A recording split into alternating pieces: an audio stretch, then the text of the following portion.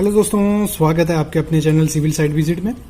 तो फ्रेंड्स, आज जिस टॉपिक पे हम बात करने वाले हैं वो मतलब क्वालिटी पे है। मतलब क्वालिटी में आप अगर आप साइट पे काम करवाओगे, जहाँ क्वालिटी इंजीनियर हो, जहाँ किसी इंटरव्यू की तैयारी कर रहे हो, एज ए क्वालिटी इंजीनियर जाने वाले हो, तो वहाँ पे इंटरव्यू में क्या क्या क्वेश्चन पूछे जा सकते हैं, उसी पे आज हमारी वीडियो है। सबसे पहले है हमारा, और चैनल को जरूर सब्सक्राइब करो क्योंकि काफ़ी इंपॉर्टेंट वीडियोस आने वाली हैं इस पे। तो पहला है हमारा, binding wire shell be minimum of 18 SWG 1.22 mm soft annealed steel wire. जो हमारी साइट पे हमें यूज करनी है वायर, बाइंडिंग वायर, वो कितनी, मतलब कौन सी कितनी होनी चाहिए उसका गॉज 1.22 mm। मतलब ये, और सॉफ्ट एनील्ड एक दो आती है टाइप की, एक थोड़ी मोटी होती है, वो नहीं यूज करनी है। मतलब सॉफ्ट, एक उसको पता कैसे चलेगा, आप चेक कैसे कर सकते हो, अगर उसको बेंड करोगे पूरा तो उसका जो बेंडिंग सरफेस है वो बाइट हो जाएगा, तो वो अलाउड होती है। बाकी आपका मेंशन किया होगा ड्राइंग पे कि आपको जीआई की वायर यूज करनी है, जहाँ ये सॉफ्ट एनील्ड वायर, तो आपको अगर सॉफ्ट वायर चेक करनी है तो आप वैसे चेक कर सकते हो। ये पॉइंट आपको क्वालिटी इंजीनियर आपको देखना है। दूसरा, in general steel for main and secondary reinforcement shall be HYSD deformed bar for, मतलब अगर 16 mm तक बार वहां यूज कर रहे हैं, अगर मेंशन नहीं किया ड्राइंग में, तो आपको FE 500, अगर 16 mm तक है आपका बार यूज हो रहा, तो कौन सा यूज करना है, FE 500। अगर उससे ज्यादा हो जाता है, 20, 25, 32, 40 डाया का यूज कर रहे हो, तो आपको कौन सा करना है, FE 500 डक्टाइल। मतलब ये चीज आपको ध्यान रखनी है वहां पे as A quality engineer. Next है आपका, the initial setting time shall be not be less than 30 minute after the concrete in the form of maximum time between maximum. मतलब देखो, ये दो चीजें हैं इसमें। एक तो जब आपका जो कंक्रीट है वो मिक्सिंग प्लस ट्रांसपोर्टेशन प्लस उसको यूज्ड, ये 1 घंटे के अंदर अंदर आपका होना चाहिए। और 30 मिनट बाद आप कंक्रीट यूज नहीं कर सकते हो। मतलब 30 मिनट वहां से प्लांट से निकल आया, पैचिंग वैचिंग सब हो गया, उसका ट्रांसपोर्टेशन पहुंच गया साइड पे, और 30 मिनट के अंदर आपको TM ट्रांसमिट मिक्सर आपको खाली करके वापिस करना है। ये चीज आपको ध्यान रखनी है। और हमारा जो इनिशियल सेटिंग टाइम रहता है वो कितना रहता है, 30 मिनट, और फाइनल कितना रहता है हमारा 600 मिनट, मतलब 10 घंटे। ये चीजें आपको ध्यान रखनी है।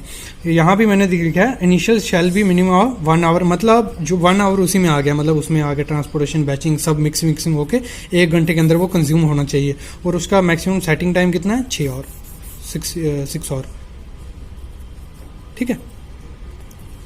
और ये मतलब कंक्रीट के साथ वेरी भी करता है, मतलब उसमें आपने जैसा सीमेंट यूज किया होगा उस पर भी वेरी करता है, और आपका टेम्परेचर के हिसाब से भी ये टाइम वेरी करता है। लेकिन आपका मतलब मिनिमम कितना इनिशियल सेटिंग टाइम रहता है आपका 30 मिनट, और मैक्सिमम 6 घंटे से 10 घंटे आप ले सकते हो।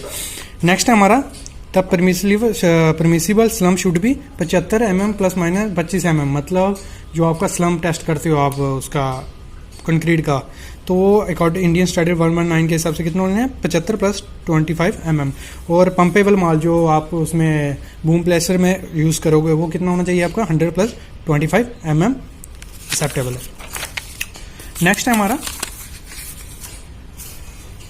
Curing shall be continued for at least 7 days from the date of placing OPC। अगर आपका OPC कंक्रीट है तो 7 दिन आपको मिनिमम आपको उसको क्यूरिंग करना है।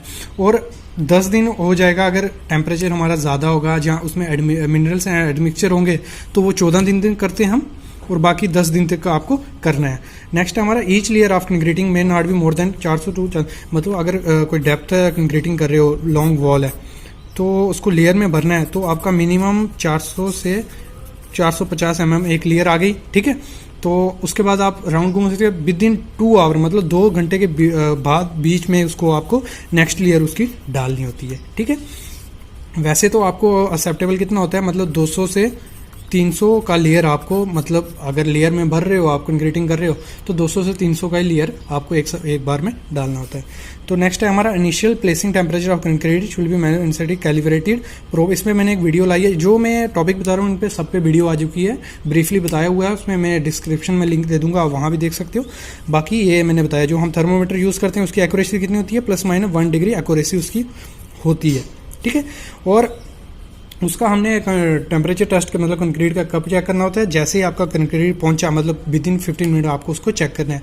और क्या चीज़ उसमें ध्यान रखनी है आपने, इंसर्ट मतलब 50 mm से नीचे उसका जो रॉड रहती है वो अंदर डालनी है, 2 मिनट तक उसको अंदर रहने देना है, फिर आप चेक कर सकते हो। ये भी चीज़ आपको ध्यान रखनी है। नेक्स्ट आ जाओ हमारा सीमेंट। अगर सीमेंट पे no cement shall be kept on site longer than 3 month before use. अगर आपको कोई भी सीमेंट यूज करने साइट पे तो 3 मतलब अगर 3 महीने पहले ला के रख सकते हो, उससे पहले आपको वो उसको सीमेंट ला के नहीं रख सकते। अगर रखा है तो any cement which is store on site in excess of 90 days shall be test. मतलब 90 दिन से ज़्यादा अगर साइट पे आपके सीमेंट रहा तो उसको उसका टेस्ट ले लेना है 90 डेज के बाद।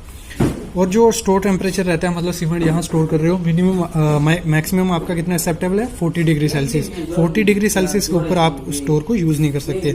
और उसका स्टैगिंग मतलब सीमेंट को रखने का प्रोसीजर, उसको मतलब जो भी आपका फ्लोर होगा उससे 200 से 150 से 200 ऊपर ही मतलब उसका स्टैगिंग करना है। मतलब जो सीमेंट की बैग्स होंगे उनको 200-300 ऊपर रखना है। एग्रीनेट में क्या है, the maximum flakiness index shall be limited 35%।